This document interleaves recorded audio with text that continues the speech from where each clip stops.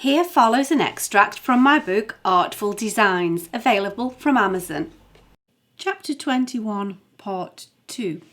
DCI James knocked on the door of Scott's flat and Mrs. Malkin opened the door, keeping the chain on.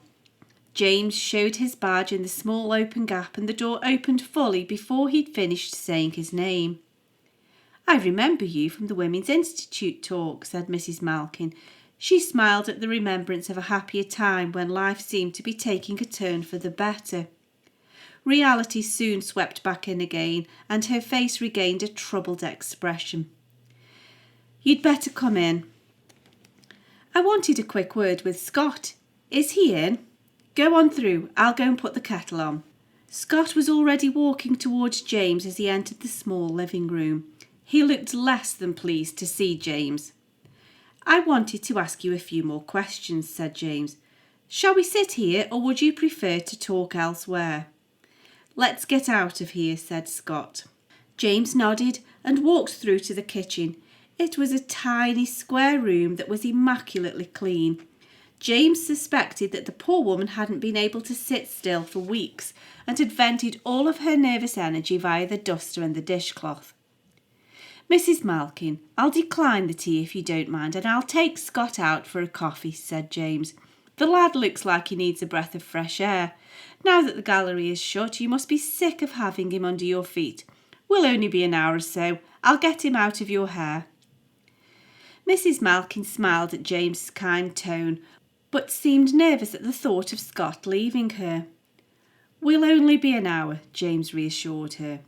Scott unbent sufficiently to thank James for the consideration he had shown.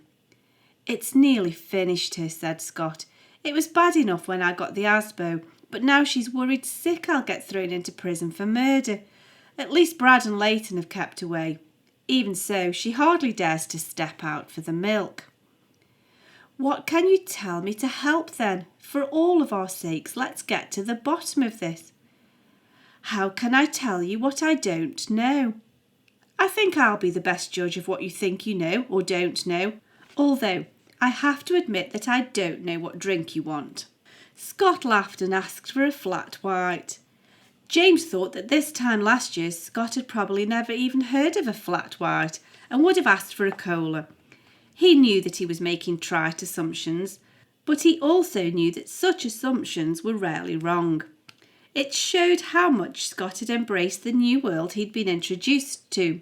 It was like learning which cutlery to use during a 7-course meal without drawing attention to yourself. Scott had adeptly suited himself to a different bracket of society. The question was, how much had he left his old ways behind him? "Did you know that Finn was already acquainted with the Whitworth before the night of the break-in?" James asked. "No. Finn wouldn't want to be anywhere near the place. In fact, I doubt he even knew it existed before I was there." "Exactly. And it was you that he was coming to see. Do you see what I'm saying here?" "Of course I do, and I don't know what I can say to convince you that I had nothing to do with the break-in or anything that happened after." Scott hid his face in his hands, overwhelmed by the implications. "Have you got a tattoo?" The question caught Scott completely by surprise, and he stared at James. "A tattoo? No. Why do you ask?" "It's just in the course of my enquiries. Would you be willing to roll up your jumper sleeves to show me your arms?" Without hesitation, Scott pushed up his jumper sleeves to reveal bare flesh. "My mum would kill me if I had a tattoo," said Scott. "I nearly got one on my back, but I couldn't afford it, and I knew Mum would go mental." "Did you know that Rick had a tattoo?" Scott shook his head, but then seemed to lose his conviction. "Now you come to mention it, I remember hearing Drew talk about Rick having a tattoo, but I didn't really pay any attention. Is it important?"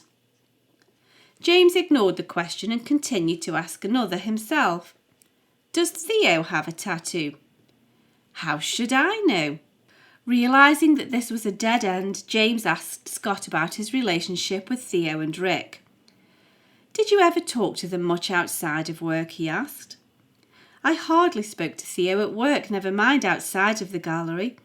I don't think he liked me much, and I'm sure he regretted taking me on.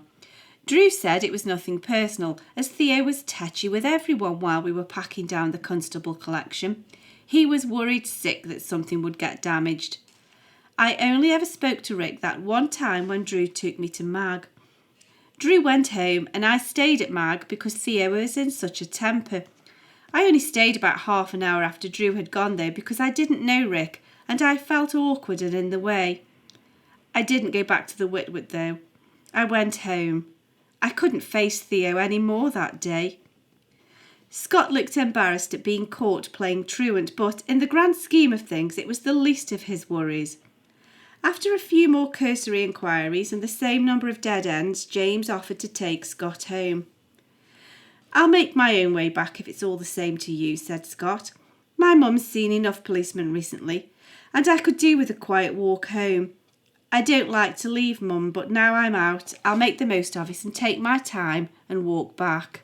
I need to clear my head." For the full book of Artful Designs, available in paperback or as an ebook, follow the link in the cards in the description box or find details on my website at sharonbill.com. Thanks for listening.